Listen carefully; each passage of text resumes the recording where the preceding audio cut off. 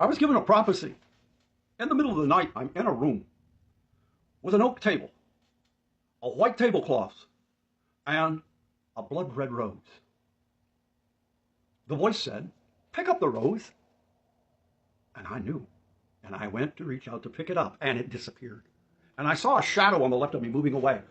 And the voice said, "Look, look." I looked at the table. The rose was there again. The voice said, "Now do you understand?" And the voice said, "Pick the rose up again."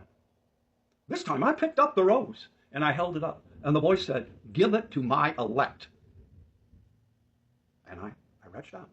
And I moved over here, and it disappeared on this side. And then I understood. And I'm going to explain to you what happened to some degree. Because there's going to be people that hear this are not going to understand, and it's not for them to know. The world communicates with itself in the physical realm, in the flesh. And you say, "What do you mean?" The communication is everywhere in the world. All corners of the world now can instantly communicate. And the world is fleshly and under the communications and power of the God of this world. And so, whatever you, as the elect, want to do, whatever your plans are, this communication is known first by the world. And God, in this vision and prophecy, it's more than a vision, because I was told to tell you prophetically, this is happening, and then it will come together worse.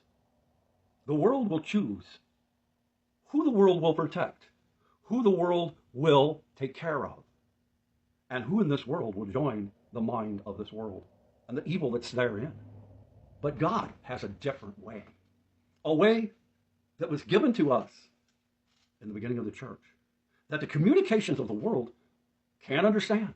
They have no understanding or knowledge of what is being said. So God can communicate to us, and we can communicate with God. And the world will have no idea what's going on.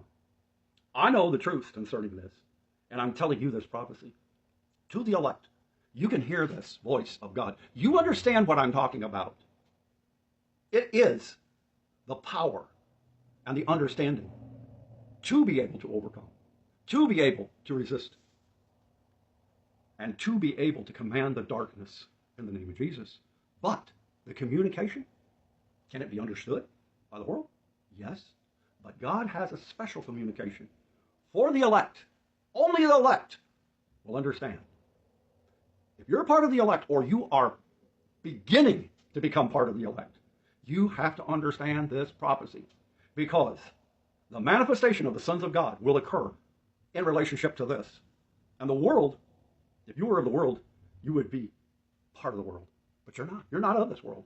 Because if you were of this world, the world would know its own. Know its own. Hear my voice? Know.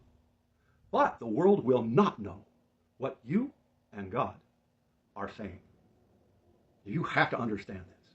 Because what we see in the church today, and every aspect of it, does not see this. They can't hear this. Like Jesus said, seeing they can't see, and hearing they can't hear, lest they be converted. And they're not.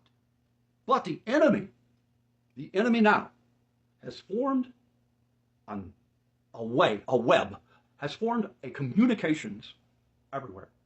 And if somebody on one side of the world talks, or somebody somewhere else, the world knows. The God of this world knows, and he's there to take the rose. But when you pick the rose up, and it doesn't go away, and God says, give that to the church, you can, because the enemy had no idea you were going to pick it up. And that's the prophecy. If you can understand what this means, you're the elect. God bless.